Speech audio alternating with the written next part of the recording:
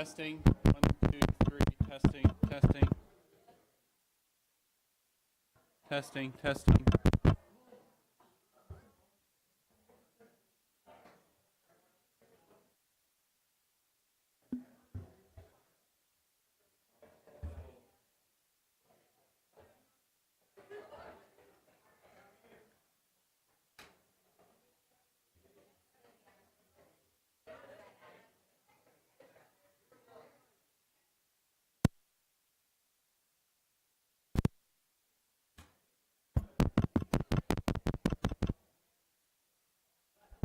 Testing. Testing.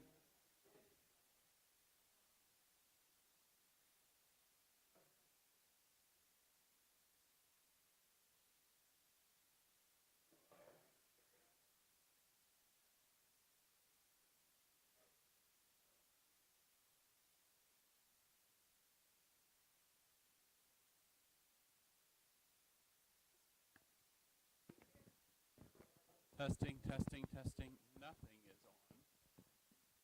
So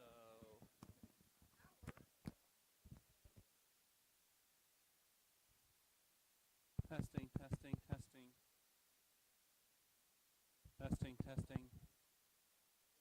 Hey Nathan. Hey Nathan.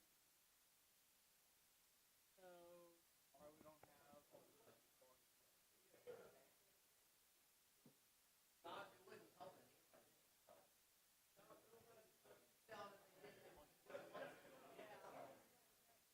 we don't have any volume. Yeah, I moved that back, but we don't have any volume. Any volume of X? Anything. Testing, testing, testing. Yeah, you do. Testing, testing, testing. No, there's nothing. What do you mean? Where did you? Testing, testing, testing. Back up. Testing, testing. Testing, testing, testing. Not putting it back. So it's coming.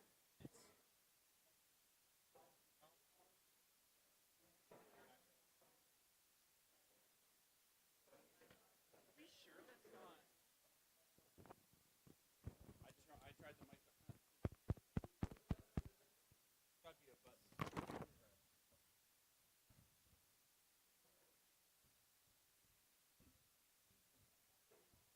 No, all he did is plug it. But look, where'd you move this back? I think it's in the next one. Try now.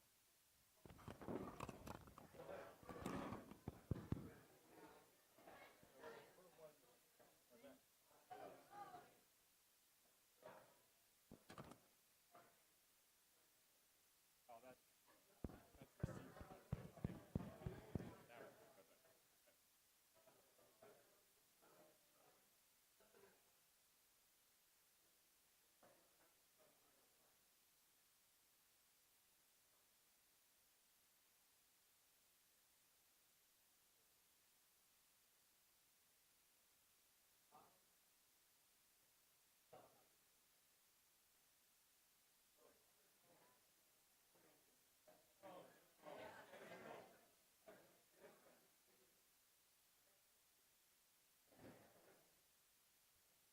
testing.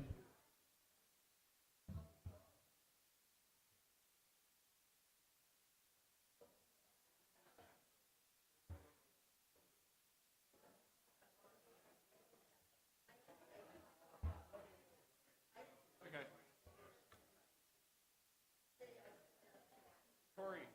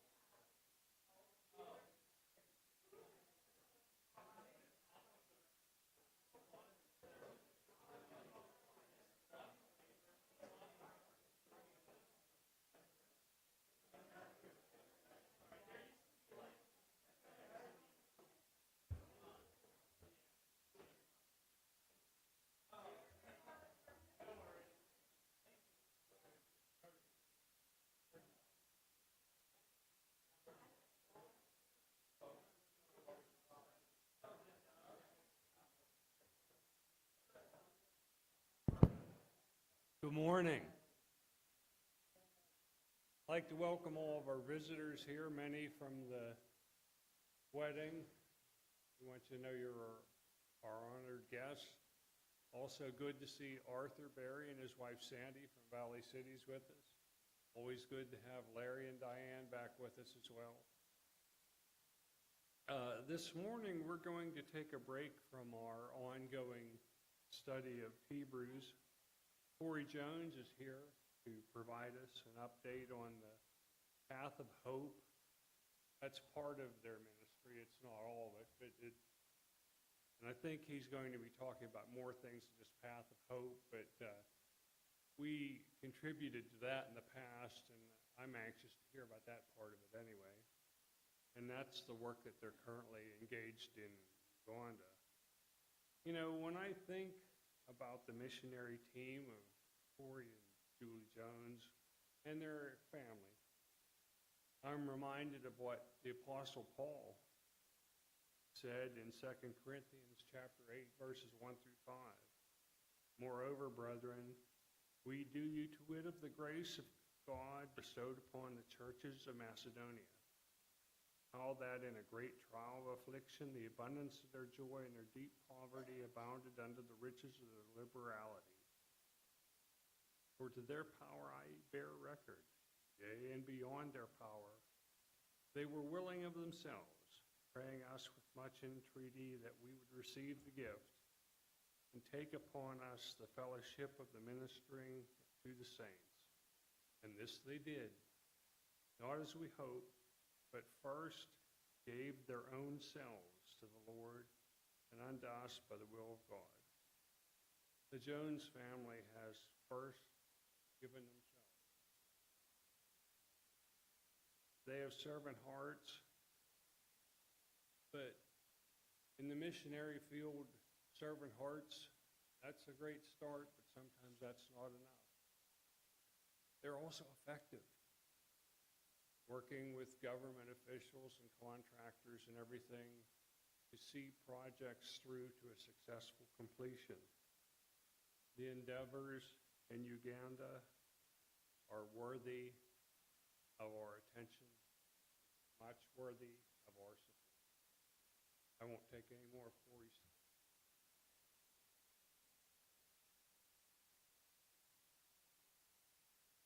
All right, thanks, Ben. Well, thank you all for,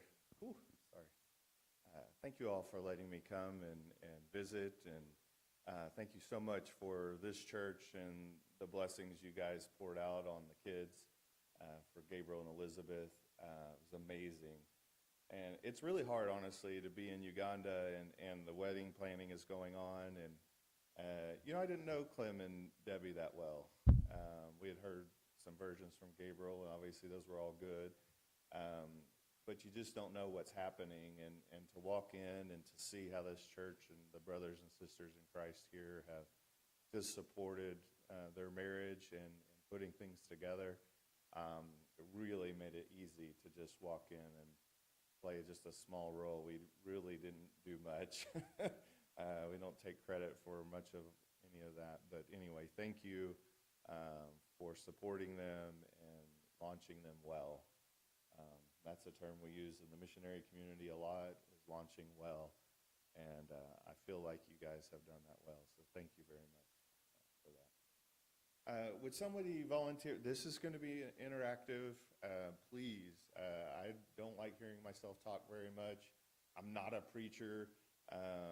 We'll get through that at the end, so I don't stand and preach and talk a lot, and I don't have a lot of verses I like to go to. I actually like to interact with you guys. A lot of it, too, is what are you interested in knowing about what we do? What we have found is people want to know different things. They want to know what is the life of a mission. Some people want to know about the work of the mission that's going on, the different projects and things like that. So please interact with myself, and Julie can answer questions back there if there's questions specifically for her. But will somebody volunteer to read this scripture, please? All right, go for it.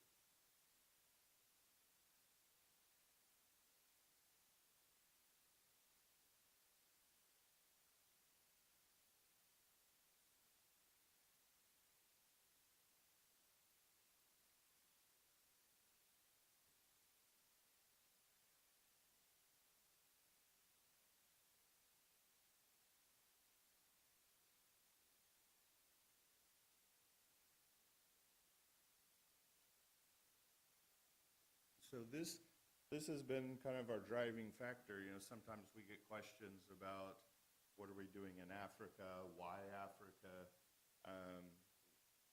Each of you may have a different posture on how you see missions work. There's a lot of debates between short-term missions, long-term missions, how effective are missions, do you do it domestically, do you do it within your city? And the answer is yes, right? That's what Scripture says right here. In Jerusalem, throughout Judea, in Samaria, and to the ends of the earth. So what is that? That's Katanning, that's Pennsylvania, that's the United States, and it's to the ends of the earth, right? That's what Paul is talking about here. Okay, we'll read a few more verses. A lot of the work that we get involved with is involving widows and orphans, and kind of the New Age term that you'll see transliterated into the Bible. Definitely it's the vocabulary that we use around the world is vulnerable children. So that encompasses orphans and children that are subject to, well, we'll talk about that later, but not so pleasant circumstances, let's just put it that way. I know Brandon would be more direct than I am. I got to hear Brandon talk. Okay, would somebody volunteer to read the first verse, Exodus 22 to 24? All right, go for it.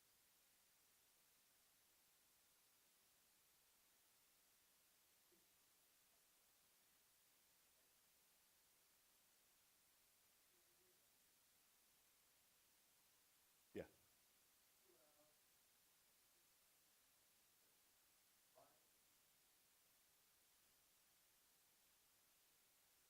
All right, the next one. Go ahead.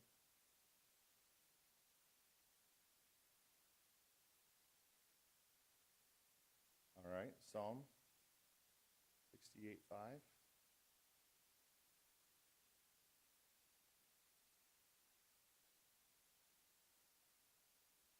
All right, and the last one, maybe somebody from the youth group, James 1:27.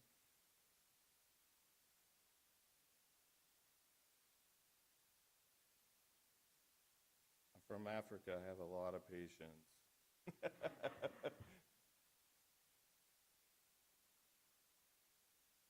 the youth group make it in? Who's in our youth group? They're here. All right, I just need one brave soul. We can do it. All right, I'll read it. I did a little bit of youth group work. Religion that God our Father accepts as pure and faultless is this: to look after orphans and widows in their distress, and to keep oneself from being polluted by the world. So when you do a search in the Bible, which is easy to do on the internet or Bible Hub or all the different online versions, you'll see that the Lord talks about, through disciples as well as Jesus, about orphans, widows, the fatherless, which is the same thing as an orphan, okay? But he also talks about foreigners. I use an old, probably King James version all the time, and I'll just make fun of myself right now. I still, who remembers it saying alien? Yeah, okay. My kids look at me and just, Daddy, don't say that. So I'm going to try to not say that while we're talking today, but it just comes back to me.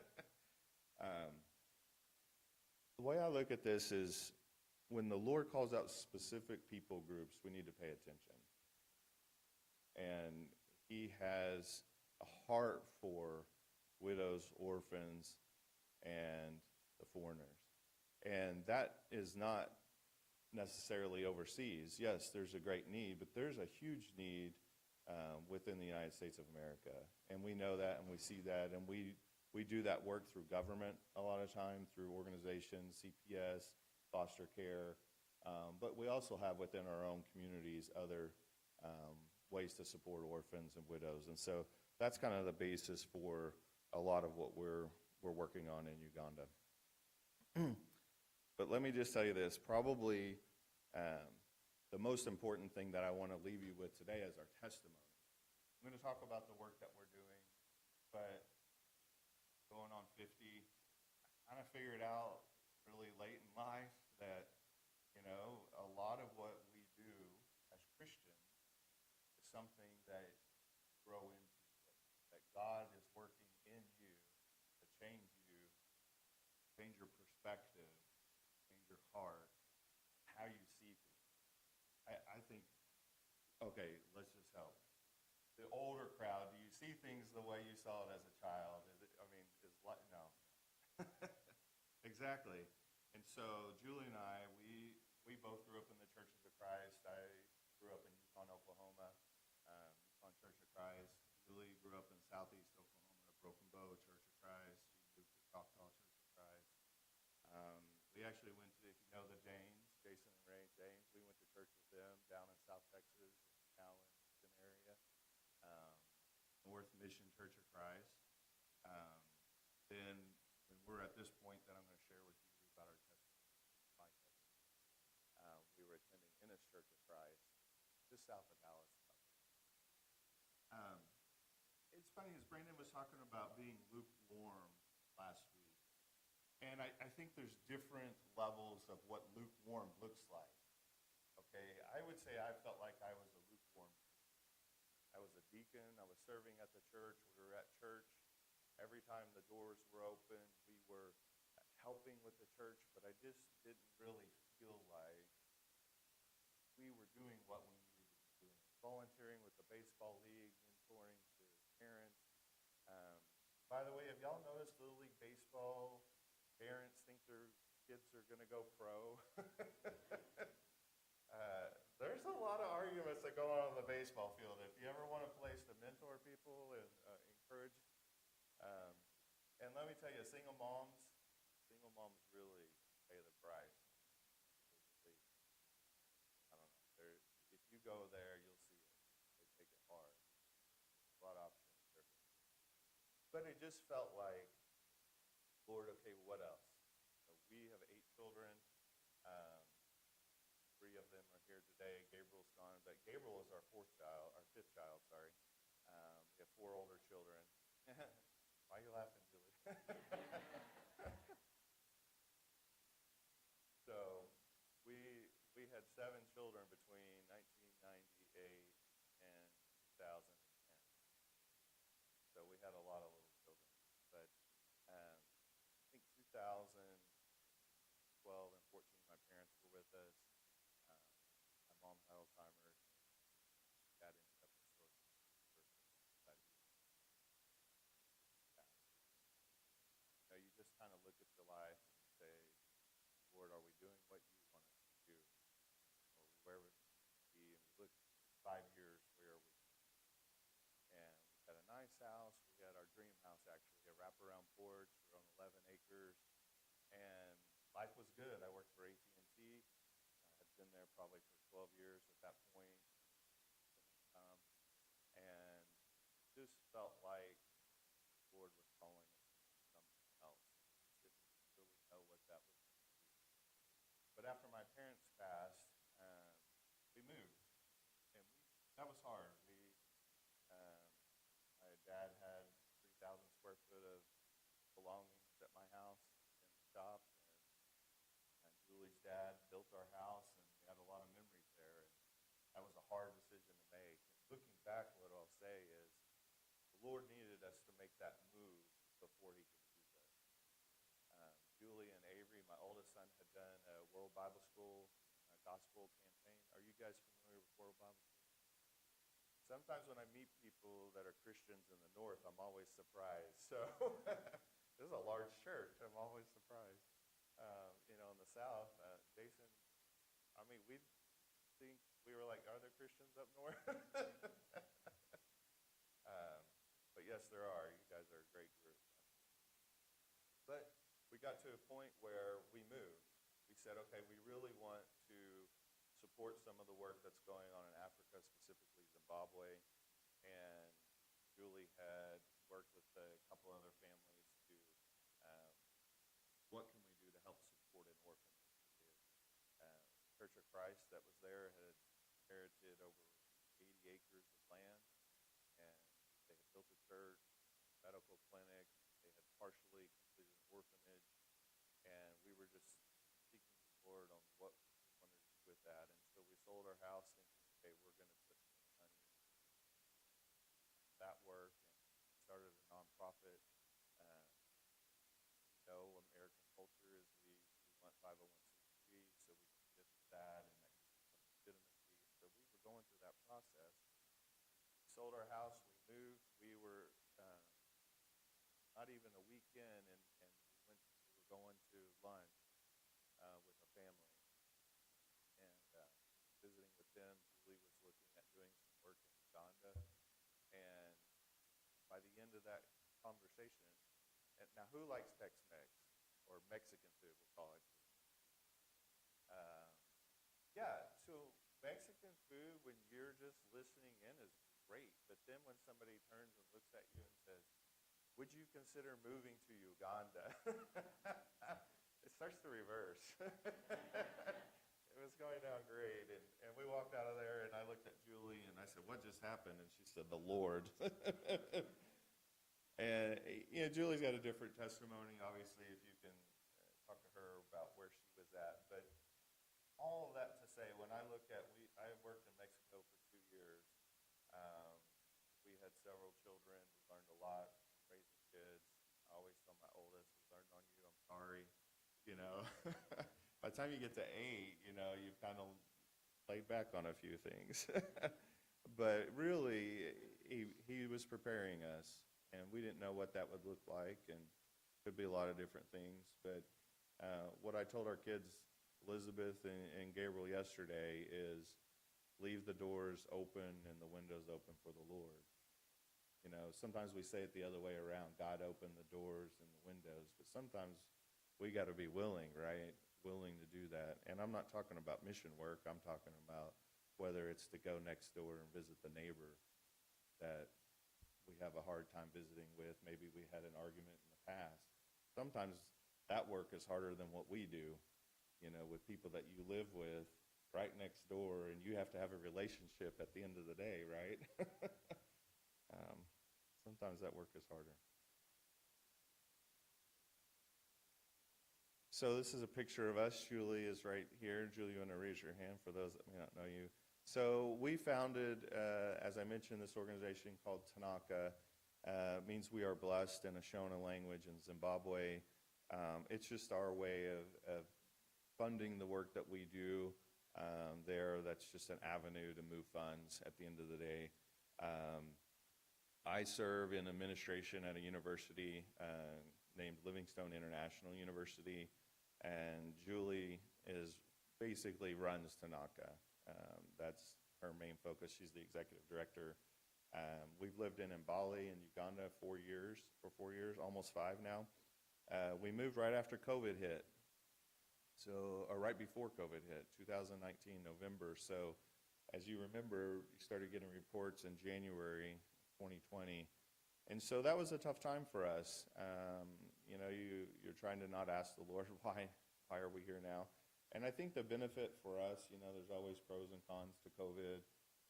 We lost a lot of loved ones as a church family. We lost a lot of loved ones through COVID, and I'm sure each of you know people. But the good thing that came out of that for us is we lived through that with Ugandans. And that was huge for them. A lot of missionaries went home. Anybody that was on the fence thinking about coming back, they moved. A lot of it was we didn't know what was going to happen. We know how they handle Ebola. We know how they handle a lot of African diseases and things like that. And honestly, it is a bit scary because that's not our culture. We're not used to that. I think I was probably the first white person in Uganda to get COVID, and I was really concerned we were going to end up on a soccer field with about 300 or 400 other people, and very little care for that. That's a whole story in of itself, but I think that went a long ways with Ugandans. So this is our family. Elizabeth actually was with us on this trip, so she's in here as well. We've got 2 daughters and 6 sons and 9 grandchildren. So we didn't get them all here on that trip, but that was a sweet time. A lot of people don't realize how big Africa really is. Sometimes, if you're like me, you grew up and it was just Africa.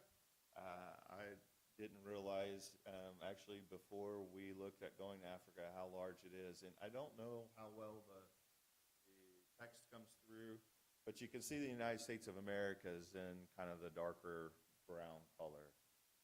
Then you've got China, you've got the United Kingdom, you've got India, you've got Eastern Europe, France, Spain, Germany, Italy, and you can still fit some other countries. This is how massive Africa is, okay?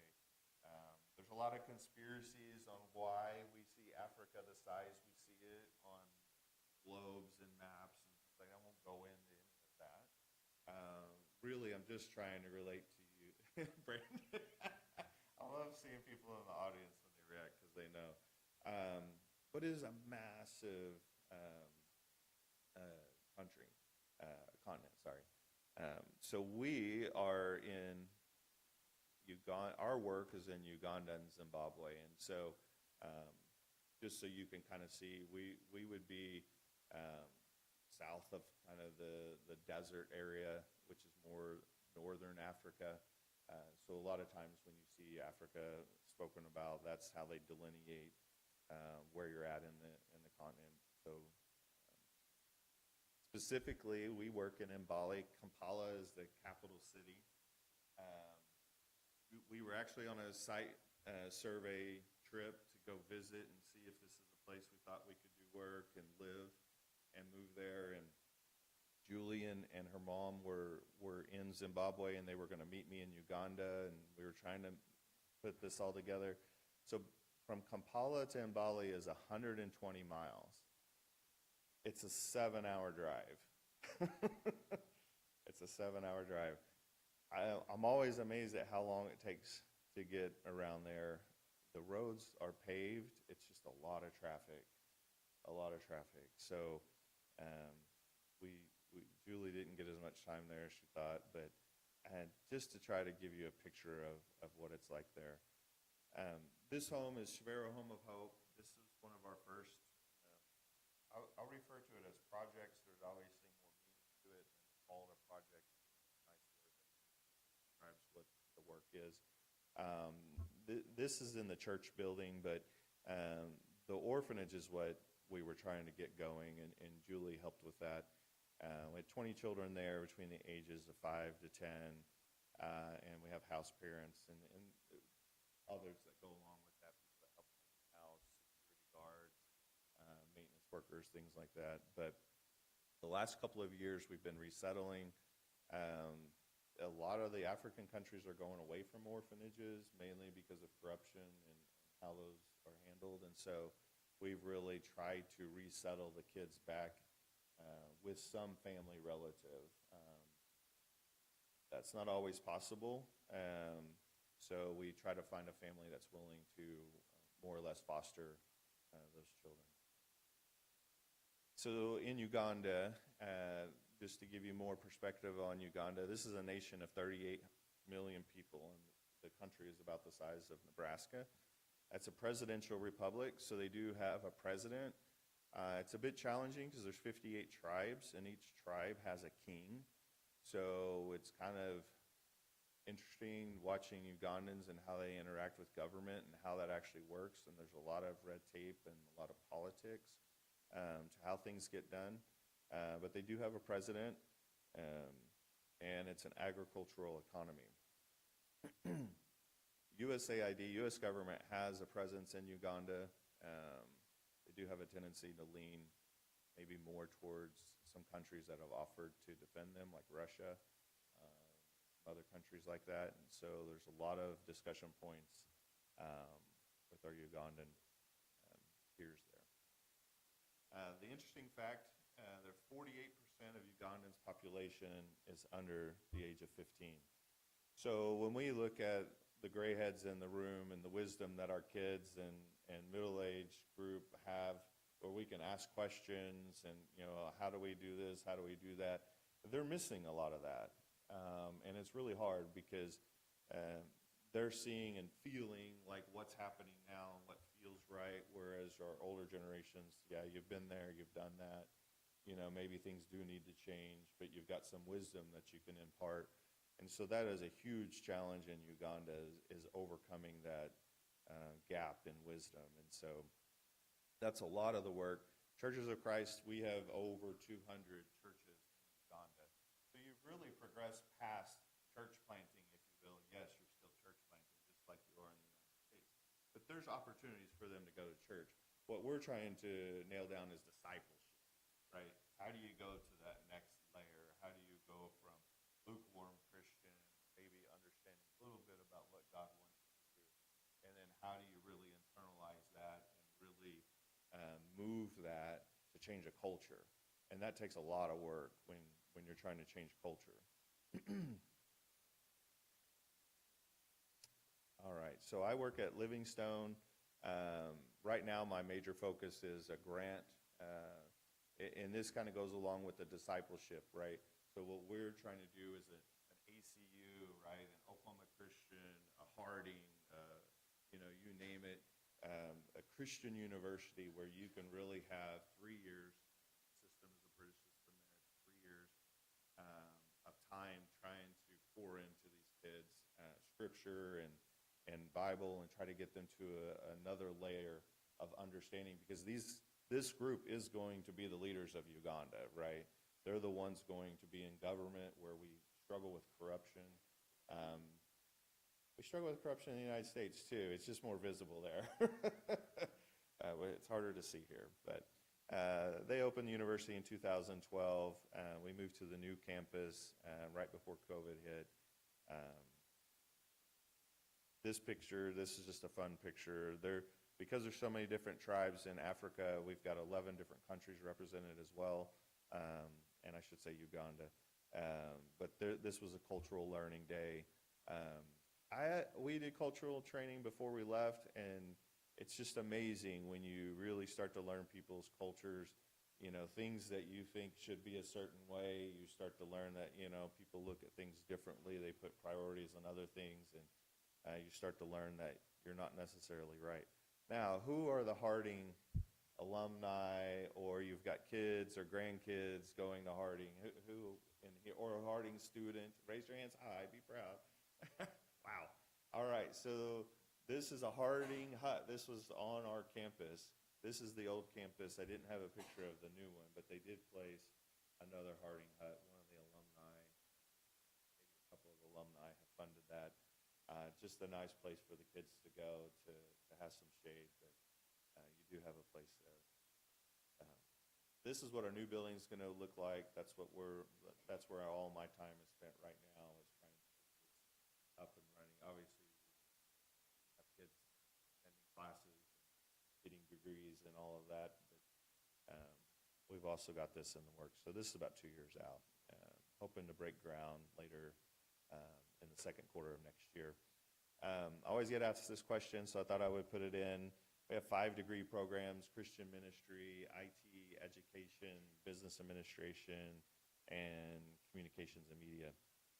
In Uganda, the national income is around $700 a year. In Haiti, this is just to give you some comparisons. In Haiti, it's around $800. Honduras is about $2,200. United States is almost $56,000. So just to give you, again, a frame of reference to how the level of poverty could impact Ugandans. So this was Suubi House, is a street rehabilitation center. Actually, Julie and an Australian named Addie and some Brits that we work with, we all came together through COVID. What was happening is the police were chasing all the street kids back to their homes, and some of them, it's not a safe place to be at home, which is why they're on the street, mostly. And so what we had seen was an influx of street children looking for a place to be. So we partner with another organization to try to handpick around 20 kids that we thought they were willing to commit to learning about Jesus and learning the Bible and dedicating their life. to Jesus, but they were also willing to learn a trade so that they could begin a life on their own. The biggest thing that we try to do is probably the last bullet, family reunification. So in America, we have 401ks, we have government, we have Medicaid, we have Medicare, we have a lot of things that we lean on. There, if you will, it maybe is a little bit more what you would read in the Bible, where your brothers and sisters in Christ are who take care of you, family. So if you have a medical need at $600 a year, you don't have money to cover that. So you're asking around, help me. So when you start talking about street children, who are they going to turn to? And I think that's where you're trying to really grasp how desperate of a need that is for them to be able to have that opportunity to get back into good graces with their parents. Children a lot of times are seen as property. So what Julie and her team typically are doing is trying to repair that relationship. Sometimes it's over 30 cents, equivalent of 30 cents. They stole 1,000 shillings from their parents. And this is an honor-shame culture, and so they're struggling with the amount of shame that they have to be able to go to their parents and reconcile. So we help foster that and work with them to restore that relationship. And I am going really long. I'm sorry. All right, there's another picture of Suubi House. This is one of the gentlemen young men that was there. You can see the bottom picture. He's the one on the left of the three boys that are holding hands. That's him living on the street. He was addicted to opium and sniffing aviation fuel. If you're not aware of the drug lords and the cartels and things, and this is what they do. They're getting these kids when they're really young and they're desperate and they're estranged from their families, things like that. That's when they're pushing these things on the kids. And so it's a lot of work. It is a lot of work to try to get these kids to a place where they can thrive. We also sponsor education for certain children. Julie's got some requirements that she has for that, but we help them go to school. Oftentimes, that's what gets left out. If a family can't afford education, they just don't go to school. All school has to be paid for by the family. Reclaiming hope is what I would say is more of our preventive work that we do. We work within the churches. It's not any specific church, it's whatever church is willing to work with us. What we're trying to do is teach them the value of children. I can't stress enough how they don't see children the way we do. Okay, sometimes children are a means to an end of working at 12 and 13. Sometimes it's about a dowry that the family's going to pay to marry off your child at 12 or 13 years old. Sometimes it's other purposes that we won't talk about in here, but you can imagine what that might be. And so what we're trying to do is work with the churches to really kind of get at a deeper level of discipleship on how we should see children. And Path of Hope is kind of what we would call, would you call it emergency restoration? It's emergency work, if you will. Yeah, emergency shelter. So we just opened the doors. Literally, Julie was at the final stages when we walked away. And by the way, thank you to the Katanning Church, the elders and the leaders here. Getting the paperwork through, it takes a lot of work. Won't go into some of the issues that we had, but we had a lot of prayers from leadership here and financial support to be able to push this through and get it done. And I don't mean, when I say push it through, I'm not talking about bribing, I'm talking about extortion. Okay? This is Christians trying to do work, and people are trying to stop us. Okay? This is you guys helping us through that, right? Like, does everybody know what extortion is? Like, maybe our younger group hasn't seen that. Okay? So bribery is where you're giving money because you're trying to get a favor on your we face is more extortion is, I have a job that I'm going to do, but I'm not going to do it until you pay me. And they're literally not going to do it. They're not going to do it. It's not you're going to wait it out, you're going to put your Christian values on, and you're just saying, I'm not paying that. It's not going to happen. And these are the kind of things that we're fighting. And I thought I had a moral conviction at a certain spot. I wouldn't do that. And then you realize the Lord has work he's trying to do, and he's not worried about that, right? Because the Lord has all he needs. He's got endless amount of money, and he will take care of that. All right, so I think the biggest reason Path of Hope came to the forefront again was through COVID. Another lady that we partner with there as well, she does foster care. And so this is where we started hearing about the stories of the girls. Many times the girls might be violated by a male figure within the family unit, a grandfather, an uncle. It's easy for them to get out of justice by paying the police, things like that. So I've got a picture here later of the chief of police. It's at a point where sometimes the victim is put in jail to keep her safe. And we're not talking about good conditions either. Sometimes there's other people in that same jail cell that may cause other types of harm as well.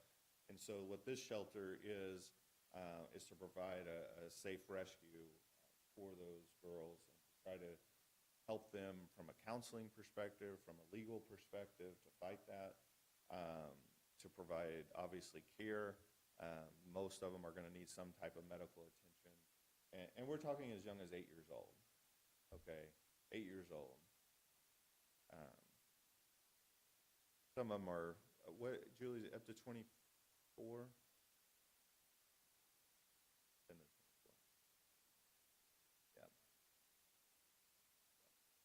So our mission is to give hope and long-term freedom to young women living with teenage pregnancy and or sexual abuse. And they just get shunned. Like I said, it's an honor-shame culture. And if you don't understand that culture, if you do something that shames the family, then you're out. You're literally disowned from the family. And you know where they're going to turn to find sources of income and love and affection. And a lot of times that's not the church. Most of them aren't in the church. So this is the home, the shelter that we just built. We just did a grand opening. I didn't have a bigger picture. But these are, Ben alluded to this earlier, these are our government officials that we had to work with to get it opened. The RDC is between Julie and I. A lot of our missionary community was surprised that she was there. This is the president of Uganda. This is his right-hand woman. I almost couldn't get that out. For our district. So she literally has the ear of the president. So she was there. We were pretty flabbergasted at how many government officials were there. And what we found out is this is something that they had been asking for. And so a lot of the grief that they caused us, we found out why. Because they see us as an arm of the government. Because we don't do anything on our own at this point. We don't go looking for children that need help. These are government officials. They call them probation, would be their name, PPS. They're going to bring the children to us. So we do everything within the legalities of the Ugandan government to operate. But I need to stop so you guys can ask questions, because I said I would do that. But okay, that was a lot. Yes, Ben.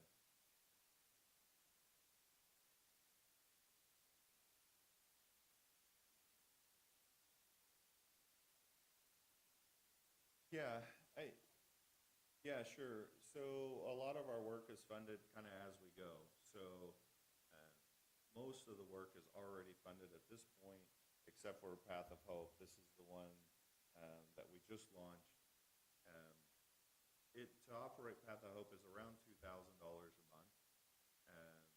We are short maybe $1,000 a month yet, and that's okay. We're growing. It's not at full capacity yet.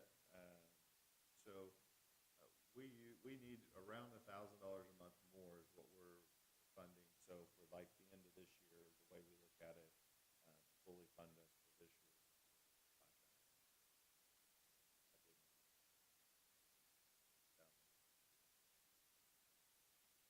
Yes.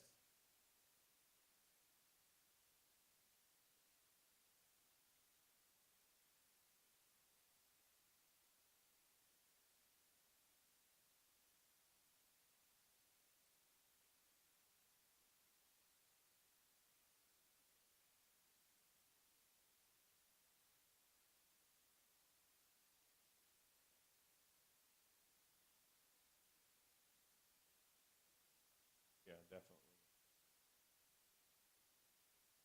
Yep.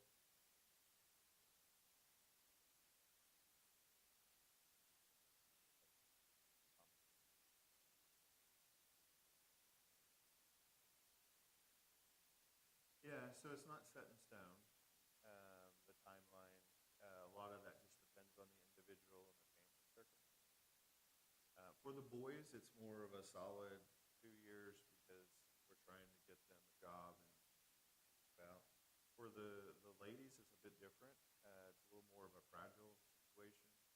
Um, some of them might just be a few weeks till probation can find a place for them to go. But our intention is that we can provide a place for them to be for at least 2 years. We have to kind of set expectations with the government, so it can't be a long-term home. Uh, but yeah, I mean, we're trying to demonstrate so something.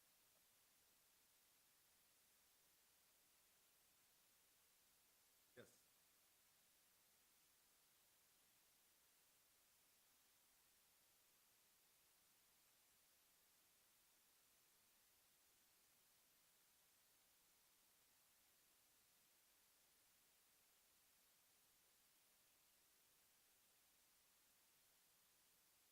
Yeah, always.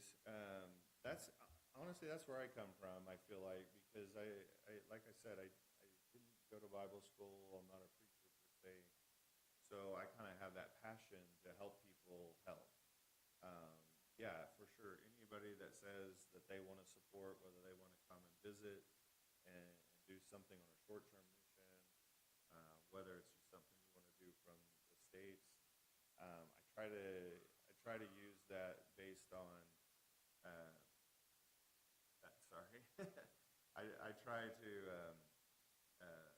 whatever the skills that of the person I'm meeting with, and try to figure out how it best suits the work that we need. Yeah, and so I'm out of time, but one more question.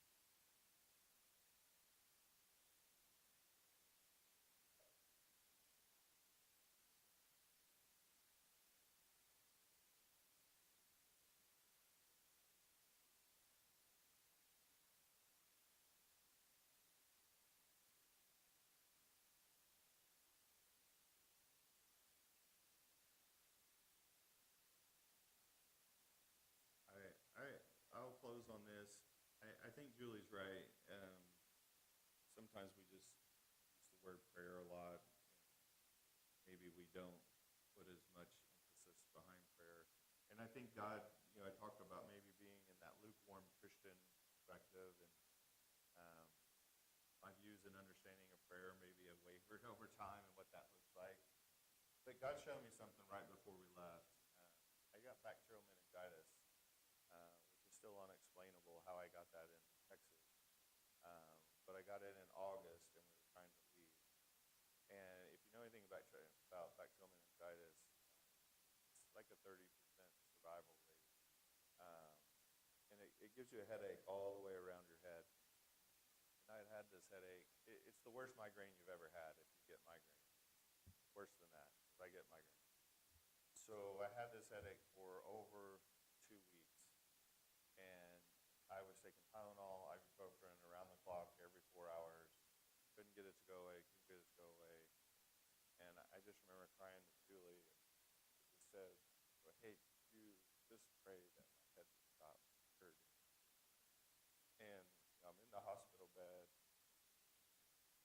prayer. I'm a little stubborn, okay? The headache is gone within 5 minutes. And when I say I'm stubborn is I might be like, oh, that's a coincidence. I didn't get another headache for like 4 or 5 months. Okay, that's God knows me, because I get migraines, I get headaches, like that's not an unusual thing.